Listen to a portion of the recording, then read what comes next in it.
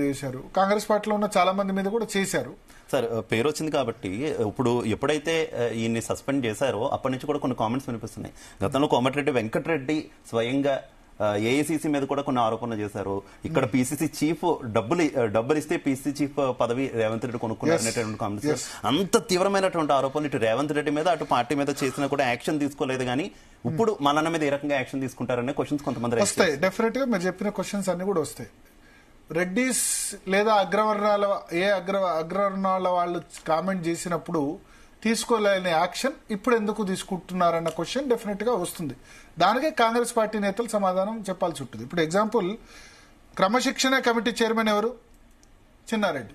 చిన్నారెడ్డి మొన్న మెగారెడ్డి మీద మాట్లాడు బహిరంగంగా కదా. చిన్నారెడ్డి మెగారెడ్డి వనపర్తి ఎమ్మెల్యే ఇద్దరు రోజు తిట్టుకుంటున్నారు.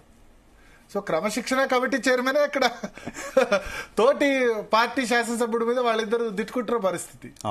సో దీన్ని రేజ్ చేయొచ్చు. లేదా 10 మంది ఎమ్మెల్యేలు వ్యతిరేకంగా మీటింగ్ పెట్టారు కదా, వాళ్ళ మీద యాక్షన్ తీసుకోండి అని కూడా అనొచ్చు. కానీ 10 మంది ఎమ్మెల్యేలు, మీరు ఒకటి ఇక్కడ 10 మంది ఎమ్మెల్యేలు డిఫరెంట్. ఎందుకంటే అనిరుద్ధ్ రెడ్డి పెట్టిన మీటింగ్ పార్టీ ఇంటర్నల్ మీటింగ్, దాని పేపర్ రాసే తప్ప వాళ్ళు బయటకు వచ్చి మేము పార్టీకి వ్యతిరేకమని ఎక్కడ కూడా ఏ మీడియాలో కూడా వాళ్ళు చెప్పలేదు. So there is thin line. తీన్మార్మలనేమో దాన్ని చించేశారు కదా, చించేయడం ఒకటి. కానీ ఇట్లా మీరు అన్నట్టు కోమటిరెడ్డి వెంకటరెడ్డి చాలా రేవంత్ రెడ్డికి పిసిసి చీఫ్ ఇచ్చినప్పుడు 50 కోట్లకు కొనుక్కున్నారని ఇండైరెక్ట్ గా హైకమాండ్ చేసిన సందర్భాలు. కోమటిరెడ్డి రాజగోపాల్ రెడ్డి కూడా ఇప్పుడు కామెంట్ చేశారు కేసీఆర్ బెటర్ అని చెప్పి. సో అదే వాదన ఇప్పుడు మల్లన్న గానీ మల్లన్న సపోర్టర్స్ గానీ బీసీ సంఘాలు గానీ తెచ్చే అవకాశం ఉంటుంది. ఇప్పుడు మల్లన్న వాట్ నెక్స్ట్? మల్లన్న అంటే